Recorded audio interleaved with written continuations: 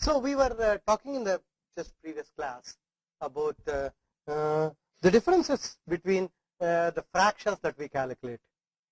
We just mentioned that from microstructure what you get is a volume area fraction. What microstructure can give you is let's say area fraction, and area fraction through some calculation can be converted into volume fraction. And the problem that comes is somebody gives you a sample, okay, and tells you aluminum copper alloy, let us say. He says the aluminum copper alloy has 4% copper, and you immediately go to the phase diagram and then calculate from the lever rule and say, sir, this alloy is supposed to have so much percentage of theta phase, right? It can calculate it easily with the formula that we have talked about it. So once I know so much of percentage, let's say I put down for your sake, for example, percentage of theta is for a 4% copper aluminum alloy is if I take this lever such that this is 4, this is the composition of theta. Composition of theta is 55% copper. Are you aware of this? Theta is approximately 55%. On the other side, because it is at room temperature, I assume it to be 0, let us say, a rough approximation. So if I say that this is actually 4 percentage alpha that we are talking about, the percentage theta that we are talking, it is 4 by 55. So approximately it's about 8%, right? This is the amount of theta that I should have. I have calculated using the lever rule. Now I go to the phase to the microstructure. I take this aluminum 4% copper alloy, completely age hardened, and I have theta phase inside the alpha matrix. And I use the microscope, use the image analysis system, find out what is the area fraction, convert it into a volume fraction, or assume that it is equal to volume fraction. I get some fraction there. I try to match these two. I see that they don't match. They don't match because what I have calculated using the lever rule is weight percent. What I have seen from the microstructure is volume percent. Volume percent and weight percent need not be the same. And actually, they will be the same only under one particular condition. How do I convert weight percent into volume percent or volume percent into weight percent? Can anybody tell me? Is there a way to convert these two? Have you ever converted atomic percent to weight percent in case of compositions? You know. Similarly, now we are not talking of that. We are talking of weight percent to volume percent. Density has to be used, as simple as that. So if I know the weight percent of, let's say, phase 1, that divided by the density of phase 1 divided by the summation of weight percent of phase by density of the phase will give me what is called, what will I get? Volume percent of phase 1, whatever that phase is. If I am talking of alpha, let volume percent of alpha, or if my interest is theta, let us say, volume percent of theta will be equal to weight percent of theta divided by the density of theta divided by the summation of weight percent of theta divided by volume density of theta plus weight percent of alpha divided by the density of alpha. Can you now tell me when will the weight percent of theta be equal to volume percent of theta? When will this be equal to this? Yes? When the densities are equal. As simple as that. When the density of theta is equal to density of alpha, then only this is valid. Then only this will be, two will be equal. Because I can put it there. Okay. If I put density of alpha and density of theta being the same, I can take out the density out and then say, for example, it is weight percent of alpha plus weight percent of theta. Weight percent of alpha plus weight percent of theta is equal to 1.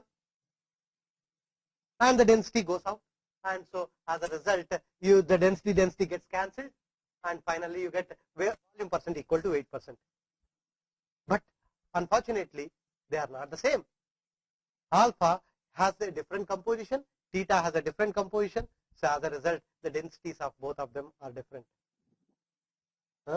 So whenever the densities of two phases are different, I will see that the weight fraction that I get from the phase diagram and the volume percent that I calculate from the microstructure are not the same. So I need to bring them together only through this density.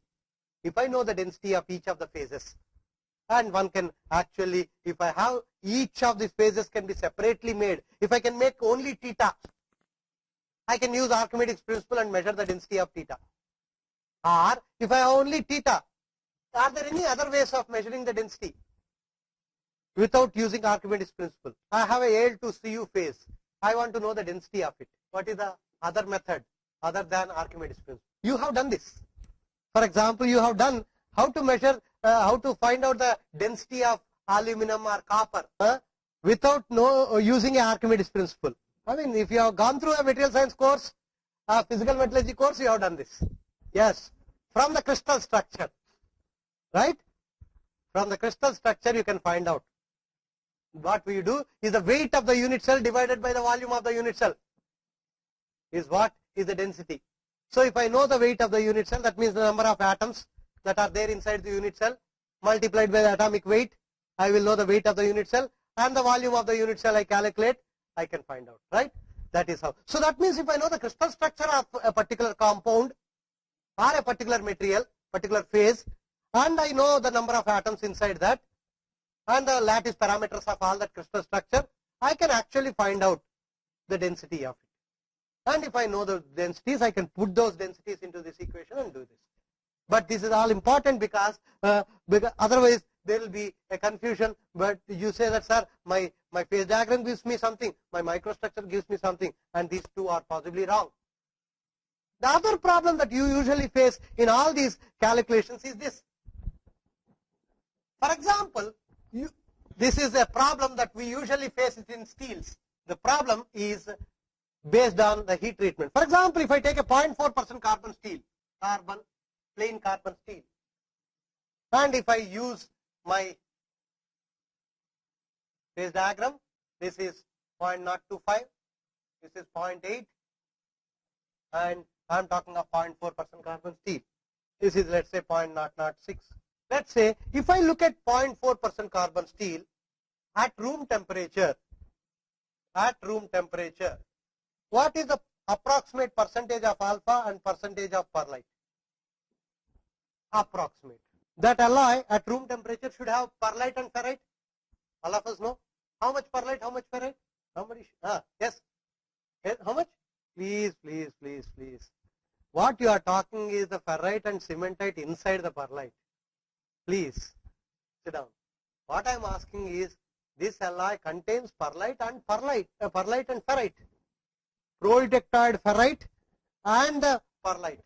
I am asking how much of that proeutectoid ferrite and how much of the perlite. I am not asking you ferrite and cementite inside the perlite. Don't know how to calculate that? You know what kind of a lever we should use for this? What is the leftmost? We are talking of room temperature. 0.006, right? What is this point? 0.4. What is this point? Okay. Now tell me what is this? Yeah, tell me the amount. How much percentage? Okay, for easy sake, assume this to be 0. That's why I always say approximate. You people should immediately, I feel 0.2% of alpha. Where did you get this number? No. Yes. 0.5 is a fraction. Okay. So, percentage alpha, when I say, what do I mean? It will be 50%. It is 0.4 divided by 0.8. As simple as that. Right? This is the amount. But there is a hitch here. What is the hitch here? The hitch is that this has been calculated using the phase diagram. And phase diagram is a phase diagram which is obtained under slow cooling conditions. Right? That is the meaning of an equilibrium diagram, phase diagram.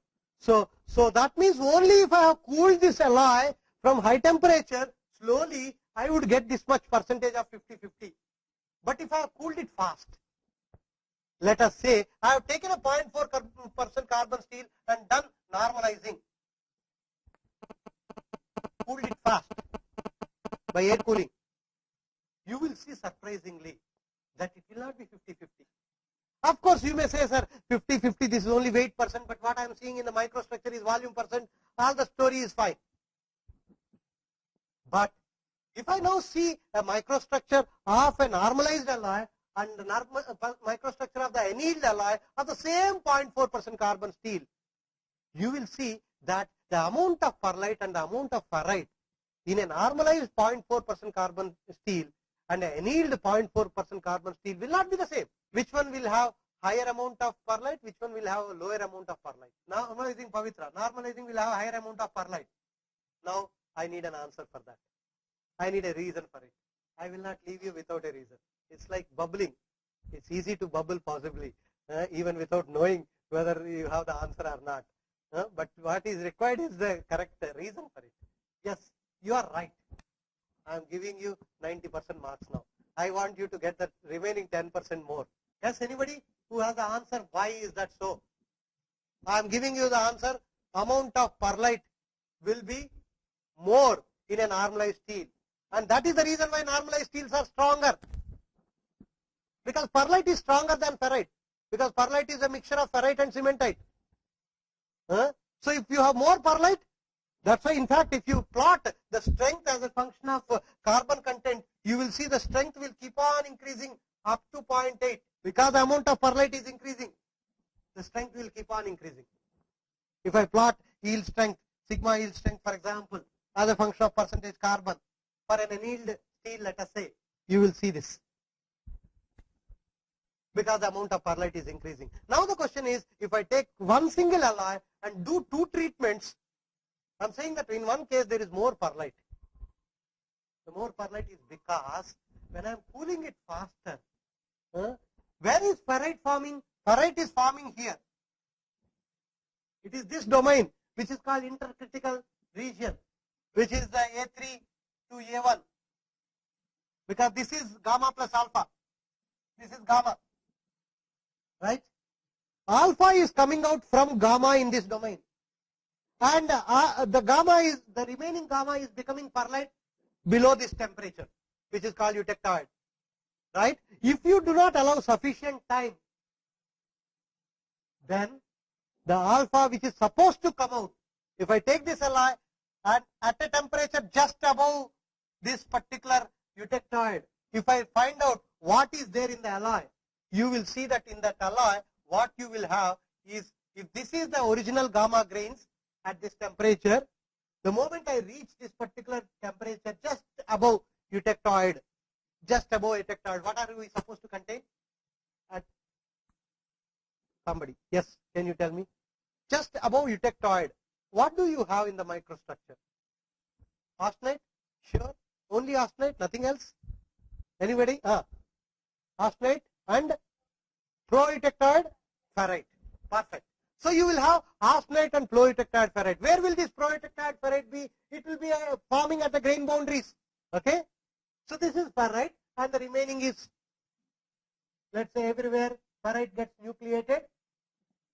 So if I call this as ferrite, all this is ferrite, this as gamma, and if I find out the amount of the alpha and the amount of gamma, again I will use the same lever rule, excepting that this will be 0.025, this will be 0.4, this will be 0.8.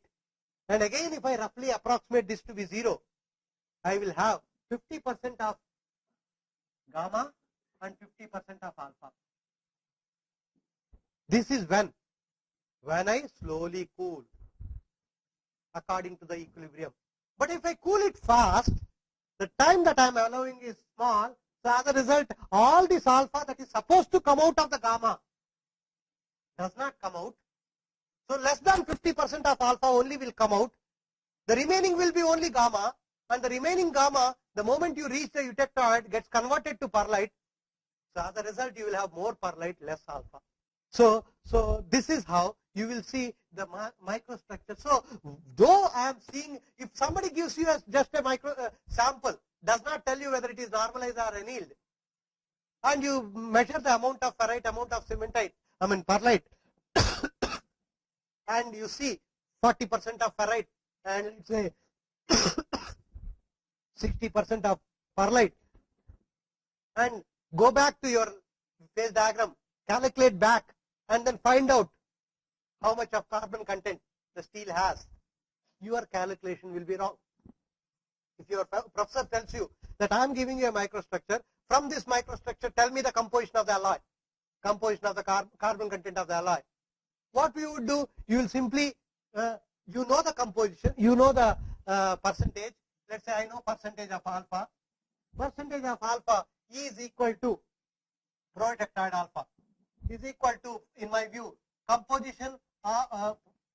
If I put down percentage of how do I calculate? What are the numbers that come in the lever rule?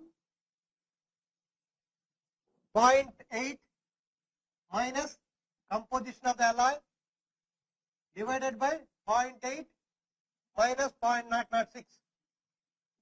Right? So if I know this percentage, I can find out this. Right?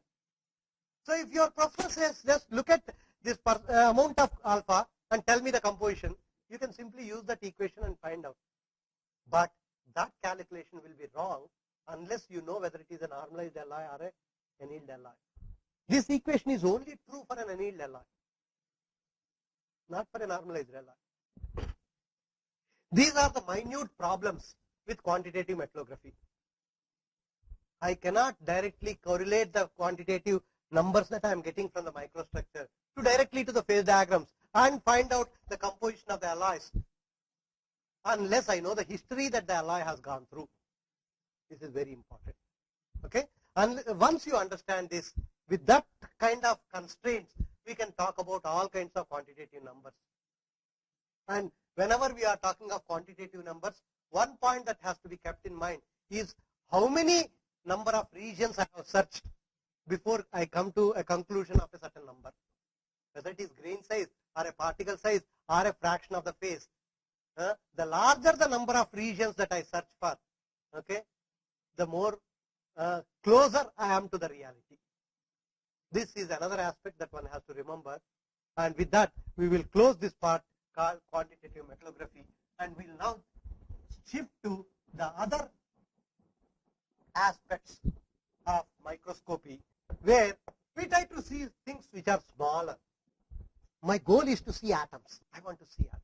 In fact, every year we bring school children to my lab. We have two what are called TEMs in our lab, transmission electron microscopes, where you can actually see atoms. And we bring school children, show them how to see atoms. It's really exciting when you actually see atoms and atomic planes, atoms,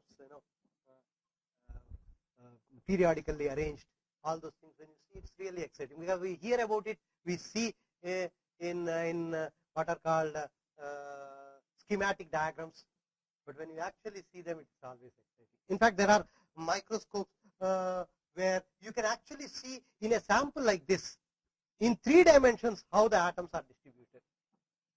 There is a microscope which is the ultimate of all the microscopes, which is called atom probe tomography. It is called atom probe tomography. We have only one such machine in the country so far, which is in a place called DMRL Hyderabad, Defense Metallurgical Research Laboratory. It's a very old equipment and it's not in a good shape. We are now at IIT Madras trying to get that unit, a unit where you can take a sample, and what we do is you apply a certain voltage pulse between a detector and the tip of the sample. You keep the sample like a needle and then allow atoms to be sputtered away by applying a pulsed voltage. And when the atoms are sputtered away, you allow these atoms to come and hit this detector. And the time that a particular atom takes to hit a particular detector for a given distance depends on the weight of the atom. This is what is called mass spectroscopy. Maybe when we are going to talk about spectroscopy, I will tell you that. So what if my alloy has aluminum and copper atoms, let us say. Aluminum atoms travel at a certain speed copper atoms will travel at a certain other speed because of their weight. Once I sputter away one layer of atoms, and by the time all these layer of atoms come and hit this target, I have to wait. And I wait for a while for these atoms to come and hit. And aluminum atoms will come and hit at a particular rate. Copper atoms will come and hit at a particular rate. Once I have a confidence that all the atoms are hit, then I sputter away one more layer. Apply again a pulsed voltage so that one more layer is sputtered away. And like this, layer by layer, I get detected by a detector. And all these layers are reconstructed like stereography that we talked about earlier. And then you can see a 3D. And in that 3D image, you will actually be able to see if there are some precipitates inside my matrix, what is the composition of this precipitate. For example, if you know GP Jones, what are GP Jones? What is the composition of a GP Jones, do you know? Anybody has heard of what are GP Jones? Yes? No, you can sit and tell me if you know it. Yes, you are saying something, but you are saying only to yourself. I want you to say it to me. Yes, anybody else? What are GP Jones in terms of their composition? Anybody knows? Yes? Yes. People say it is cluster of copper atoms. Okay? But if it is a cluster of copper atoms, is that completely 100% copper? Or does it have some aluminum in it? How do I know? The problem is they are so small that no other technique can show you that. There is a technique which people regularly use called energy dispersive spectroscopy, EDS. In a TEM, you can. In fact, in a TEM, it is even in a TEM, it is not easy to see GP Jones. So, this is the technique where people can see. Similarly, if you have grain boundaries inside a material, if some atoms are getting segregated to the grain boundaries, can I really find out what atoms are segregating to the grain boundaries? Particularly in nanomaterials, this becomes very important. Nowadays, there are many people. Morning, I started with what is called inverse Hall pitch. People now say that inverse Hall pitch has nothing to do with the grain size. It is only because some sulfur atoms are segregating to the grain boundary, and as a result, the material at the grain boundary loses the cohesion, and as a result, the material is becoming softer. This is another theory. Now, how do I prove this theory? Only I should be able to see if really sulfur atoms are there at the grain boundary. And in a nanomaterial, the grain boundary itself is very small. Grains are themselves small, and the grain boundaries is still thinner. And the only way is to use such a machine. And these are all very, very expensive machines. You know, one atom probe tomography machine costs about 35 crores. So, but one can buy it. So they are available. In the whole world, there are possibly about 20 of them in the whole world. And we are going to get one of them very soon, maybe about 3 or 4 months from now. We will have that with us. So these are ultimate tools of microstructure. If I really want to see where atoms are distributed inside a material, you will see in a TEM, we are only seeing a 2D. Because electron microscope, even an optical microscope, I am only seeing a 2D. I am not seeing a 3D. Okay, I am seeing only a surface, and from that I am trying to infer what is there inside the material. All microstructures are like that. Any microstructure, whether I am using a scanning electron microscope or a transmission electron microscope or AFM, atomic force microscope, all these microscopes are all microscopes where I am only seeing the surface. And this is one microscope which can actually show me a 3D. Of course, now people are also coming up with what is called a tomography in TEM.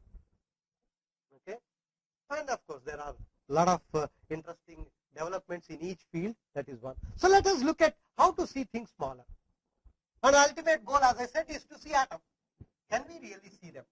And what are the limitations? What are the concepts? What are the principles behind it? And I said earlier to you that resolution is controlled by lambda. Right? There is a major factor which controls resolution.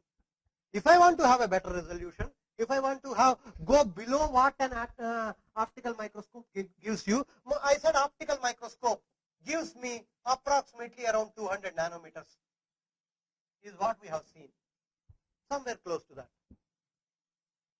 And so can I go below that? I want to see nanoparticles. I want to see precipitates which, when they are just nucleated and growing, which are few nanometers in size. I want to see GP zones, which are nothing but 4 to 5 nanometer sizes, clusters. Even not even 4 nanometers, maybe about 2 nanometer clusters. In fact, I should also tell you, can I see what is called a short range order inside a liquid? For example, what is the difference between a liquid and a solid? If somebody asks this question, we say liquid is random in atomic arrangement, and solid has a periodic arrangement of atoms provided it is crystalline. Now, what is then the difference between a liquid and a gas? Gas also has random arrangement. If I take a aluminum solid, which is FCC, aluminum liquid and aluminum gas. Compare the aluminum liquid with the aluminum gas. What should be the difference? I take aluminum above the boiling point. Then it's all gas. Aluminum gas. Okay? Whatever name you want to give it. But it is a gaseous aluminum. Right? So what is the difference between the structure of a liquid aluminum and a gaseous aluminum? Yes? Anybody? For example, have you ever thought that if I take a liquid aluminum and pour it into a mold and get a casting, I always get FCC aluminum. Why don't I get BCC aluminum? This question never came to your mind? Why do I not get a HCP aluminum? Why should aluminum always become FCC? There must be something there inside the liquid which makes this liquid aluminum always solidify as FCC. If I take copper, it only becomes FCC. If I take iron, it becomes BCC. If I take tin, it becomes only tetragonal. So every metal has certain structure. When it solidifies, it becomes only that structure. Why only that structure? Yes. If I can calculate the free energy of aluminum, okay, solid aluminum, of various crystal structures out of the 14 Bravais lattices, if there is a way to calculate the G of all the 14 Bravais lattices, you will find that the free FCC lattice will have the lowest free energy. And that's the reason why you get that. Fine. But how does this liquid know? How does this liquid know that it has to become an FCC? The reason is the liquid has clusters inside which have FCC clusters. So liquid is not completely random arrangement of atoms. That's what is the difference between liquid and gas. Is one where individual atoms exist. Liquid is not where individual atoms exist. When you actually look at what happens at the melting point, we say bonds are breaking. A crystal which is a periodic arrangement of atoms, there is a bond breaking taking place at the melting point. And if you actually deeply look into the liquid, you will see that the bonds are not broken everywhere. You will have small pockets left out. Between the pockets, it's all like a free space. There is no connections between these. It's like some dust particles segregated in this air. Inside the dust particle, if I see, inside that pocket, if I see, there is an atomic arrangement. And that atomic arrangement will be exactly same as what the solid crystal structure that it is going to take. And those clusters are what is called short range order. Okay? There is what is called long range order and a short range order. The solid crystalline solids have long range order, okay, whereas liquids have short range order. And a gas does not have even short range order. Can I see this? Is the question. If I want to really see whether liquid aluminum has FCC clusters or not, or does it have BCC clusters, how do I see? I should have a microscope which can be heated to that particular temperature and hold the liquid aluminum there and peep through that using some radiation, whether it is an optical microscope or an electron microscope, and to be able to see those clusters, I need to use a radiation. For example, if I have two pebbles on this floor, there is a huge wave going through these pebbles. The wave will not be able to see these two pebbles separately. Yes, the wave that I use should have a wavelength of the order of the distance between the two pebbles. Then only that wave will be able to see the two pebbles separately. And that's the reason why, okay, for identifying the crystal structures, for determining the crystal structures, people had to wait until X-rays were discovered. Until then, people did not know what is the crystal structure. People used to only guess what is the crystal structure by looking at the shape of the materials. For example, people have done a lot of experiments on going into the clouds, going to higher altitudes, putting seeds into the clouds, and getting what are called snowflakes. Have you ever seen a snowflake?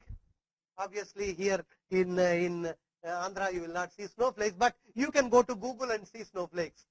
Okay? And if you see snowflakes, they have a special structure. Have you ever seen it? What is the shape that the snowflakes take? Star. What are the number of arms for the star? 5? No. 6. It has 6 arms.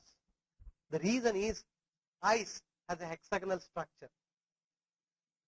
And people thought that ice has hexagonal structure by seeing that hexagonal shape, until they had a tool to be able to. If you want to know the crystal structure of ice, okay, how the atoms are arranged inside the unit cell of ice, you need to have a radiation whose lambda wavelength is of the order of the distance between the atoms.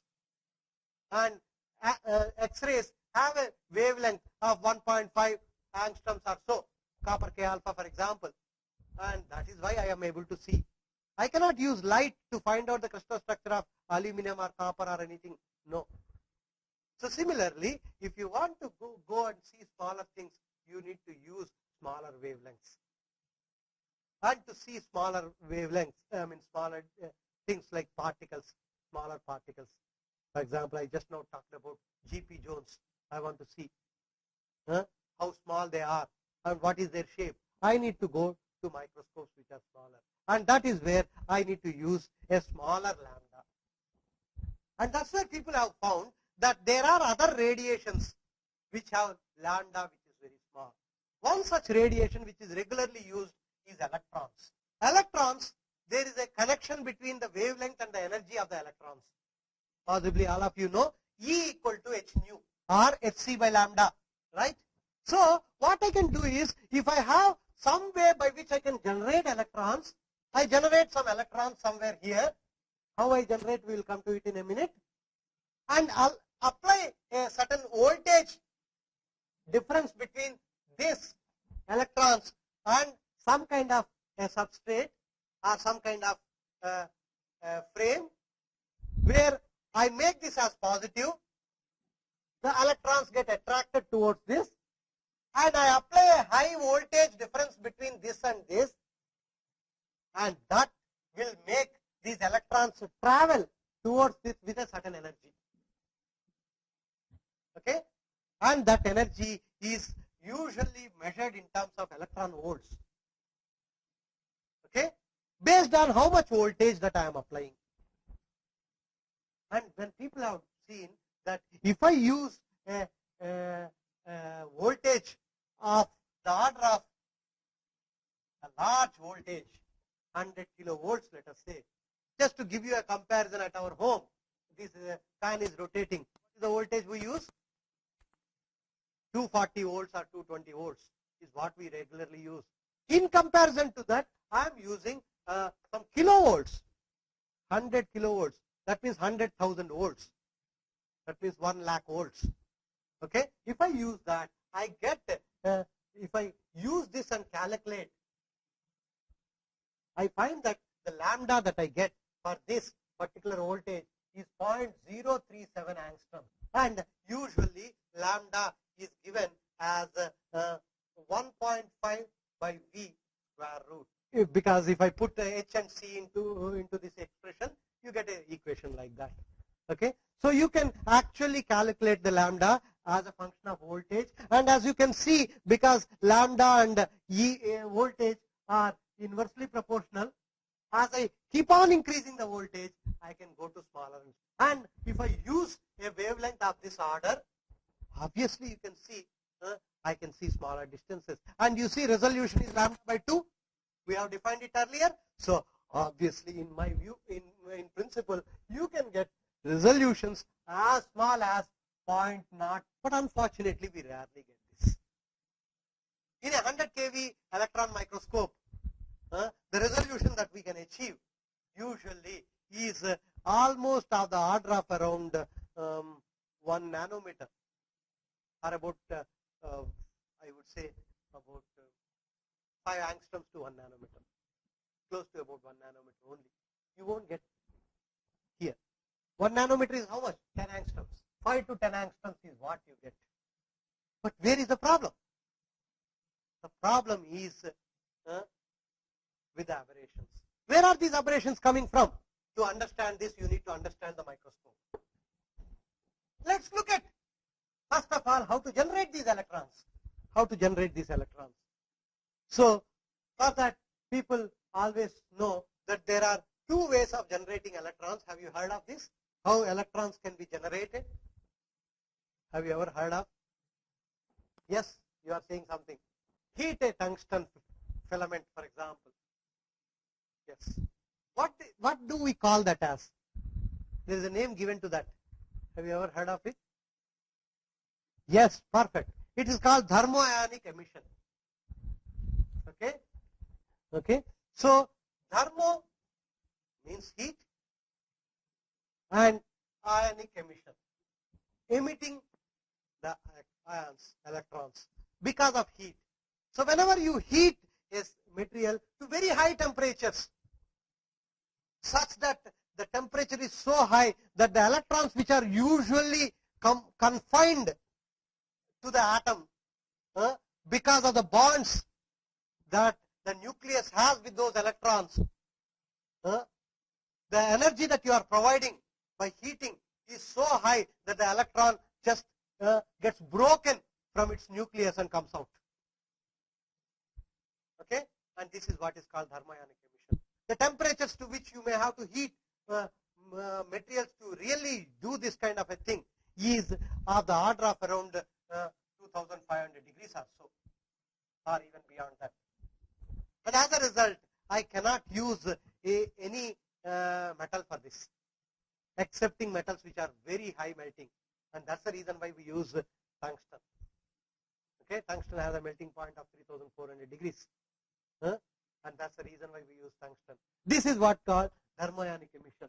So if I heat a tungsten filament, provide certain, a filament is taken something like this, people call it as a hairpin filament, and this filament is heated by applying certain current to this filament, and it gets heated to very high temperatures, and when it is heated to very high temperatures, electrons are generated. Now once the electrons are generated, how do I make this as a microscope now? To make it as a microscope, first I want to make sure that these electrons move towards my sample.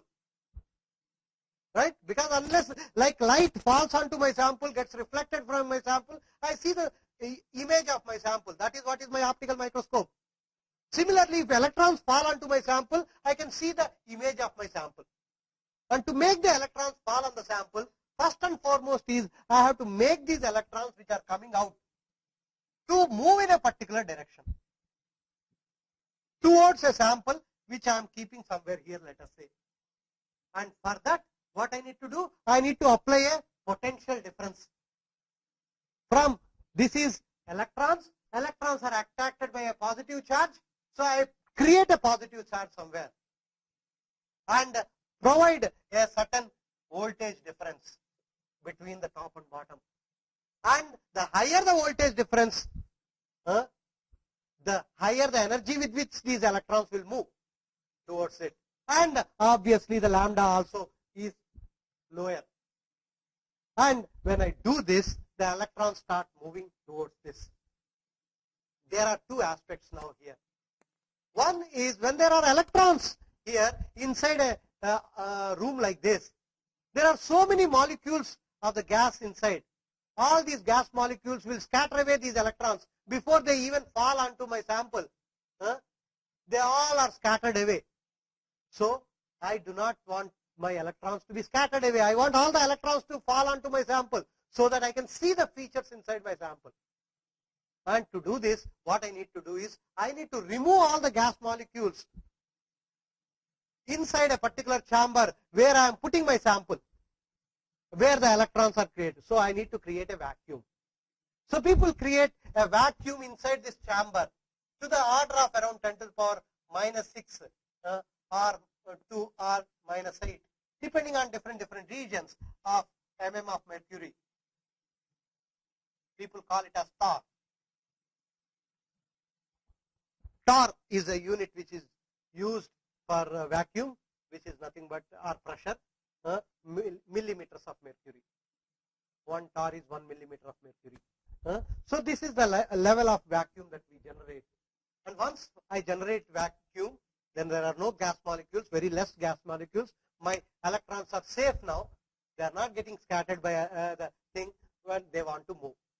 Now the electrons are all are coming out, and they are moving towards the sample because of the voltage difference. But I want it to fall onto my sample like a beam of electrons, like a light falling like a ray. I want all these electrons to form like a ray of electrons, a beam of electrons. How do I do that? I need to somehow focus, right? In an optical microscope, I am focusing the light onto my sample using what? Using a little louder? Fluorescent screen. No. Fluorescent screen is ultimately the electrons are falling there. But what is used in an optical microscope to focus the optical light onto the sample? A lens. Lenses are used. Objective lens, for example. Objective lens is the one which converges the beam onto the sample. You need to converge the optical light which is going in like a parallel beam. You want it to converge and fall onto your sample. Similarly, the electrons which are all going like a parallel race of electrons, you want to converge this. Now, an optical light can be converged by using an optical lens.